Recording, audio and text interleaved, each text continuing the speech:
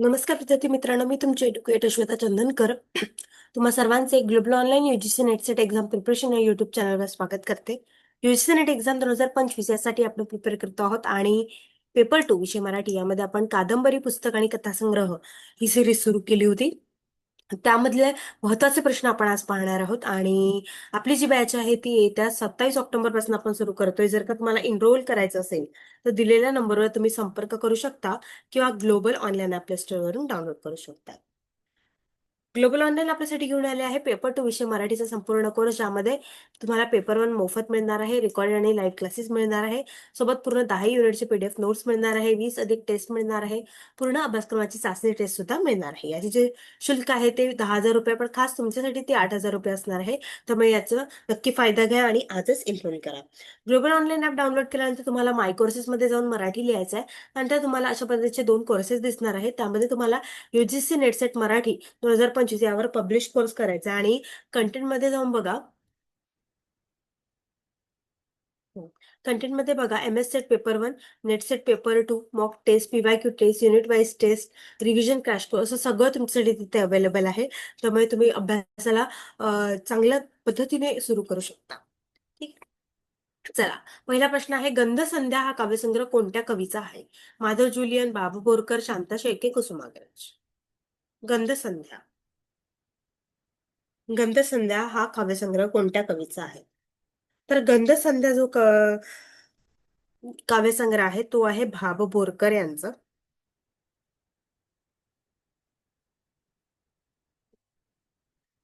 आणि यांच्याबद्दलचं जे आहे ते आपण साहित्यिक जी सिरीज आहे आपली त्याबद्दल तिथे आपण बघितलेलं आहे. बाळकृष्ण भगवंत बोरकर असं त्यांचं पूर्ण नाव होतं आणि त्यांना कोकणी आणि मराठी भाषेत कविता करणारे पद्मश्री पुरस्कार विजेते कविते होते. त्यानंतर मराठी साहित्यप्रेमी होते आणि गोमंतकाचे भूषण सुद्धा ते होते आहे. ठीक आहे, तर संध्या हा काव्यसंग्रह त्यांचा असणार आहे, भाब बोरकर. त्यानंतर झऱ्याची गाणी हा काव्यसंग्रह कोणाचा आहे? नादो मनोहर, मंगेश पाडगावकर, शांता शेळके, इंदिरा संत. झऱ्याची गाणी हा काव्यसंग्रह नादो मनोहर महानोर यांचा आहे. त्यांना रानकवी म्हणून सुद्धा ओळखलं जातं. नामदेव धोंडो महानोर असं त्यांचं पूर्ण नाव आहे. मराठी चित्रपटांसाठी त्यांनी भरपूर गाणी लिहिलेली आहे, जसं जैत्रे जैत, दोघी, मुक्ता, सर्जा, एक होता विदूषक, ना. तर झऱ्याची गाणी हा काव्यसंग्रह नादो मनोहर यांचा आहे. तेव्हा आपलं उत्तर असणार आहे ए. त्यानंतर सप्तरंगी पंख हा काव्यसंग्रह कोणाचा आहे? मंगेश पाडगावकर, माधव जुलियन, शांता शेळके, इंदिरा संत. सप्तरंगी पंख जो आहे हा काव्यसंग्रह आहे माधव जुलियन यांचा. ठीक आहे. तर माधव जुलियन बद्दल आपल्याला तर माहितीच आहे. माधव त्र्यंबक पटवर्धन असं आपण त्यांना त्याचं पूर्ण नाव आहे. मराठी भाषेतील कवी, रवी किरण मंडळाचे संस्थापक, फारसी आणि इंग्रजीचे प्राध्यापक म्हणून ते प्रसिद्ध आहेत. आणि सप्तरंगी पंख हा काव्यसंग्रह माधव जुलियन यांचा आहे.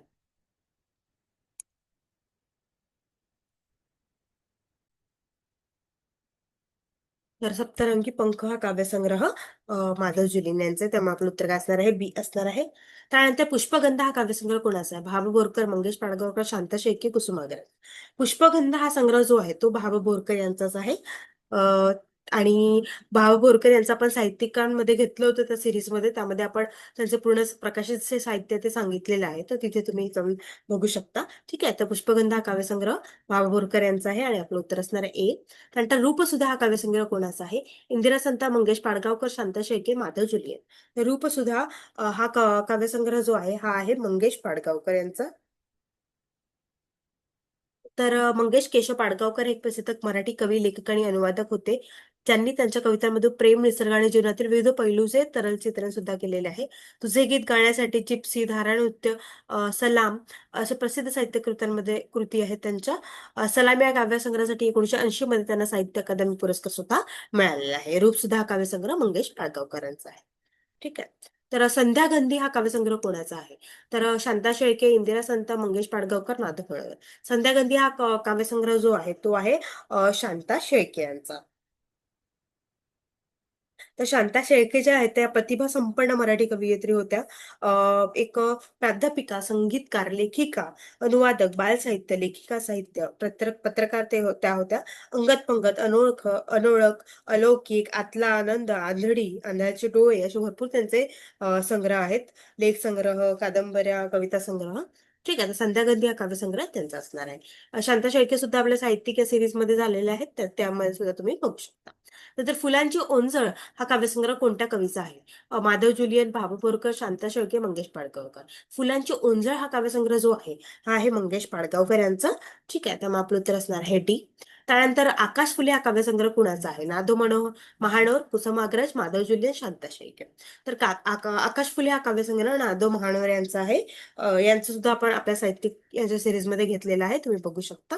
ठीक आहे, तर आकाश फुले हा काव्यसंग्रह नादो महानोर यांचा आहे, त्यामुळे आपलं उत्तर असणार आहे ए. त्यानंतर मनमोहक गीत हा काव्यसंग्रह कोणाचा आहे? शांता शेळके, मंगेश पाडगावकर, इंदिरासंत, माधव ज्युलियन. तर हे मनमोहक गीत जो आहे हा काव्यसंग्रह मंगेश पाडगावकरांचा आहे. सुखदुःखाचे गीत हा काव्यसंग्रह कोणाचा आहे? नादो मनोहर, मंगेश पाडगावकर, शांता शेळके, बाबू बोरकर. सुखदुःखाचे गीत हा काव्यसंग्रह नादो मनोहर यांचा आहे, त्यामुळे आपलं उत्तर असणार आहे ए. त्यानंतर माणुसकी यंत्र या कथासंग्रह कोणाचा आहे? वि स खांडेकर, द मा मिरासदार, शंकर पाटील, पु ल देशपांडे. माणुसकी यंत्र हा कथासंग्रह जो आहे हा द मा मिरासदार यांचा आहे.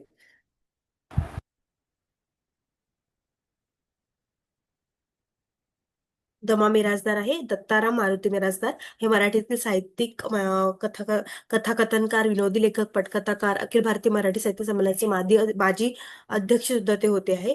आणि यांचं भरपूर साहित्य यांनी लिहिलेले आहे. जावई बापूच्या गोष्टी, चुटक्यांच्या गोष्टी, चकाट्या, कथासंग्रह यांचे भरपूर आहेत. लेख संग्रह आहेत, अंगत पंगत, गप्पागण, गप्पा गोष्टी. ठीक आहे, तर माणूस की यंत्र हा कथासंग्रह त्यांचा असणार आहे. नंतर झुंजार कथा हा कथा संग्रह कोणाचा आहे? गोनी दांडेकर, शंकर पाटील, वि स खांडेकर, जोशी. झुंजार कथा जो आहे तो आहे गोनी दांडेकर यांचा.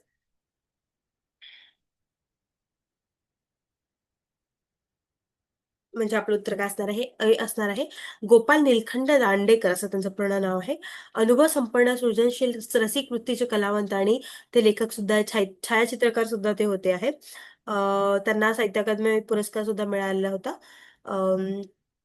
त्यांच्या आम्ही भगीरथाचे पुत्र, आईची देणगी असं त्यांचं कथा आहे, बाल साहित्य आहे. मोगरा फुलला, मृण्मयी, शितू असे त्यांचे भरपूर कथासंग्रह प्रसिद्ध आहेत. नंतर पानसरे हा कथासंग्रह कोणाचा आहे? कधी माडगुळकर, वि स खांडेकर, शंकर पाटील, दमा मिरासदार. तर पानसरे जो आहे हा आहे शंकर पाटील यांचा. तर शंकर पाटील यांना आपण ग्रामीण साहित्यकार म्हणून ओळखतो. शंकर पाटील. शंकर पाटील हे मराठी कथाकार होते, ग्रामीण कथाकार. त्यांच्या आभाळ, ऊन, खुशखरेदी, कुळ्यांची सावळी, खेळखंडोबा, जुगलबंदी, पाऊलवाटा, टारफुला कादंबरी त्यांची प्रसिद्ध आहे. ठीक आहे, तर हे आहे शंकर पाटील. त्यानंतर एका कोळ्याची गोष्ट हा कथासंग्रह कोणाचा? पु ल देशपांडे, साने गुरुजी, वि स खांडेकर, जयवंत दळवी. एका कोळ्याची गोष्ट हा कथासंग्रह आहे साने गुरुजी यांचं. साने गुरुजींनी आपण श्यामची आई, धडपडणारी मुले अशा भरपूर कथासंग्रहांनी आपण वाचले आहे त्यांच्या.